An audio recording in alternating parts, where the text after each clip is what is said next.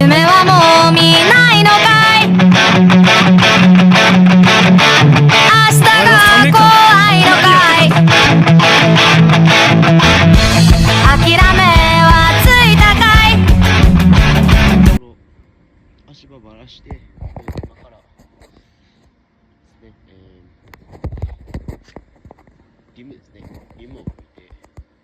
いて行く前にウレタンですね、こういうなんかスポンジのようなものなんですけど、これを吹きつけて、この上に、リムスプレー、ちょっとゴム状のすぐ固まるようなですね、防水のものを吹きつけて、トップコートですね、コートして完了っていう流れですね。で、さっきトイレの中もね、隅々までリムを吹いて防水と施工完了。